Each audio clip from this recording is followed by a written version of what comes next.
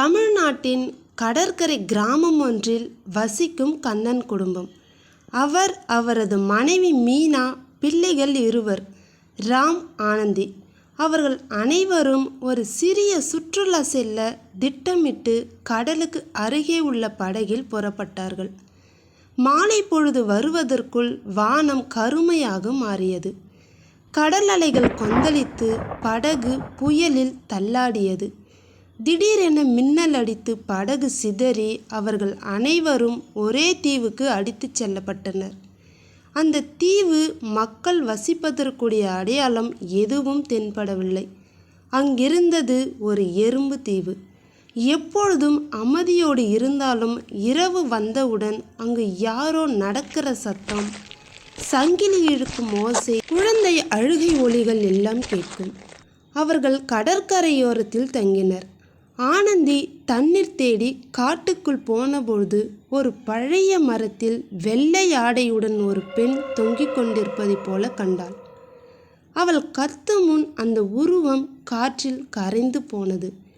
ஆனந்தி கையை பிடித்து யாரோ இழுத்து கொண்டிருக்கும் போல் ஒரு குளிர்ந்த உணர்வு அவளுக்குள் வந்தது.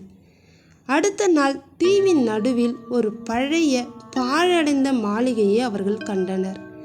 அங்கு தங்கலாமா என்று யோசிக்கையில் கதவு தானாக திறந்தது.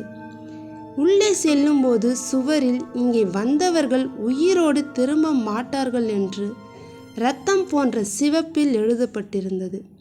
ராம் பயத்தில் நடுங்கி போனான். மீனா தைரியப்படுத்த முயன்றாலும் மாளிகையின் உள்ளே எங்கு பார்த்தாலும் பேய்களின் புகைப்படங்கள், சுவற்றில் அசையும் நிழல்கள், பாம்பு போல நகரும் சிகப்பு ஒளி எல்லாம் அவர்கள் மனதை அச்சத்தில் ஆழ்த்தியது. இரவு வந்ததும் மாளிகை முழுவதும் கதவுகள் தானாக மூடிக்கொண்டன. மேல் மாடியில் ஓடி வரும் காலடி சத்தம், குழந்தை அழுகை சத்தம்.